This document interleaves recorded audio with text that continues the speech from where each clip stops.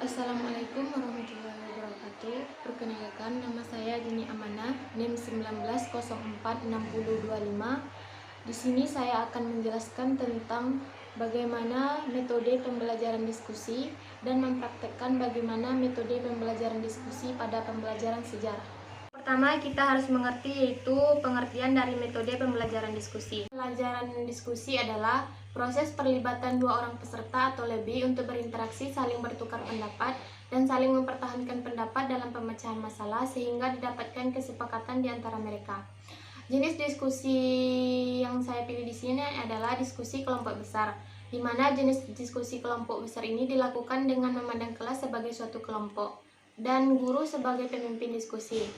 Tapi guru memilih siswa yang cakap yang ditugasi guru sebagai pemimpin diskusi agar diskusi dapat berjalan dengan lancar.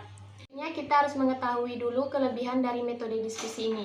Yang pertama yaitu menyadarkan anak didik bahwa masalah dapat dipecahkan dengan berbagai jalan, dan menyadarkan anak didik dengan berdiskusi mereka saling mengungkapkan pendapat serta konstruktif sehingga dapat diperoleh keputusan yang lebih baik. Yang ketiga, membiasakan anak didik untuk mendengarkan pendapat orang lain sekaligus berbeda dengan pendapatnya dan membiasakan bersikap toleransi. Selanjutnya, kelemahan metode diskusi. Yang pertama, tidak dapat dipakai dalam kelompok yang besar dan peserta diskusi mendapat informasi yang terbatas, dan diskusi tidak dapat dikuasai oleh orang-orang yang pendiam. Biasanya orang yang menghendaki pendekatan yang lebih formal. Pertama yaitu langkah persiapan.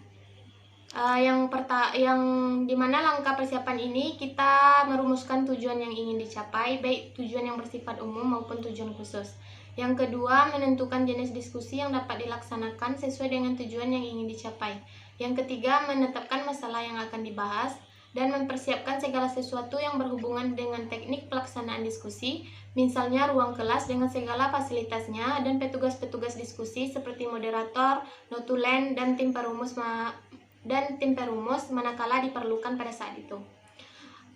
Langkah selanjutnya itu pelaksanaan diskusi, di mana guru akan menjelaskan materi yang akan disampaikan dan memeriksa segala persiapan yang dianggap dapat mempengaruhi kelancaran diskusi dan melaksanakan diskusi sesuai dengan aturan main yang telah ditetapkan. Dalam pelaksanaan diskusi, hendaklah memperhatikan suasana atau iklim belajar yang menyenangkan. Misalnya tidak tegang dan tidak saling menyudutkan, dan harus saling menghargai pendapat orang lain.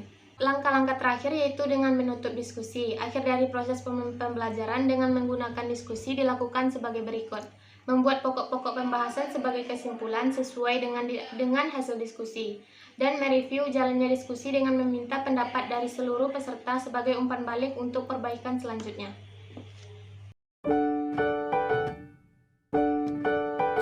I know you belong to somebody new, but tonight you belong to me.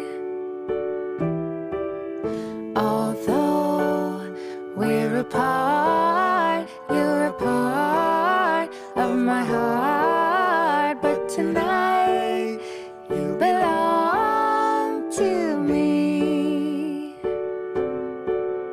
Way down by the stream, how sweet it will seem once more just to dream in the moonlight, my honey, I know.